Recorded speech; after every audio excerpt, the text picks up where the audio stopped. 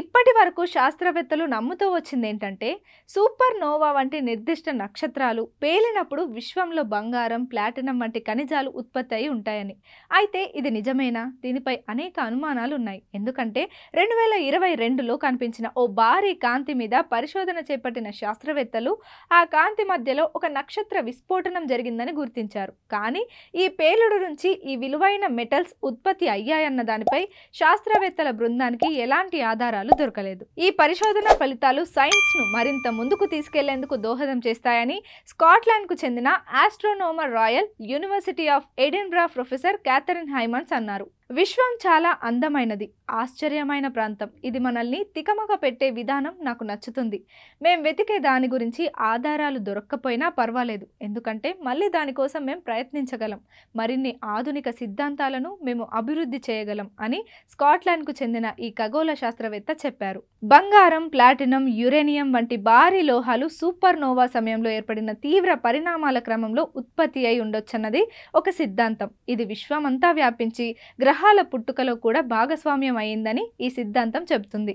ఇలా బంగారం అనే లోహం భూమి అనే గ్రహం మీదకు వచ్చి ఉంటుందని ఆ సిద్ధాంతం ద్వారా తెలిపారు. వాస్తవానికి న్యూట్రాన్ స్టార్లుగా పిలిచే డెడ్ స్టార్లు ఒకదానికొకటి ఢీకొన్నప్పుడు బంగారం వంటి భారీ లోహాలు ఏర్పడినట్లు కొన్ని ఆధారాలు దొరికాయి. కానీ ఈ విధానంలో చిన్న మొత్తంలోనే బంగారం ఉత్పత్తి అయింది. ఇతర సూపర్ నోవాకు చెందిన అవశేషాల్లో భారీ లోహాల కోసం శాస్త్రవేత్తల బృందం పరిశోధించింది. సూపర్ నోవాల పేలుళ్ల సమయంలో ఈ మెటల్స్ ఉత్పత్తి అయ్యాయా అన్నది తెలుసుకునేందుకు ప్రయత్నించింది. కానీ నక్షత్రాలు పేలిన సమయంలో ఈ భారీ లోహాలు ఏర్పడ్డాయన్న దానికి ఆధారాలను శాస్త్రవేత్తల బృందం కనుగొనలేదు. అంటే ఇప్పటిదాకా చెప్పుకున్న ఈ సిద్ధాంతం తప్పేనా? బంగారం వంటి భారీ లోహాలు మరో విధంగా పుట్టుకొచ్చాయా అన్న ప్రశ్నలు ఉత్పన్నమవుతున్నాయి. దీనికి జవాబు కనుగొనేందుకు ఈ సిద్ధాంతాన్ని శాస్త్రవేత్తలు మరోసారి పరిశీలించాల్సి ఉందని ఈ అధ్యయన సహా రచయిత పీటర్ బాంచ్లాడ్ అన్నారు.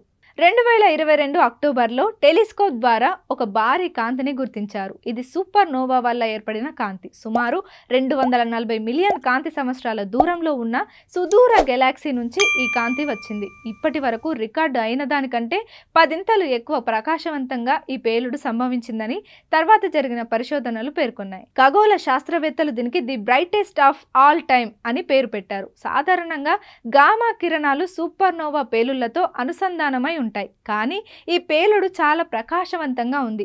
దీన్ని అంత తేలికగా వివరించలేం. ప్రస్తుత సిద్ధాంతం ప్రకారం ఒకవేళ ఇది సూపర్ నోవా అయితే ఖచ్చితంగా ఇది అతిపెద్దదని శాస్త్రవేత్తలు చెబుతున్నారు. ఇలాంటి శక్తివంతమైన పేలుళ్లు ప్రతి 10,000 ఏళ్లకు ఒకసారి సంభవిస్తుంటాయని శాస్త్రవేత్తలు అంటున్నారు.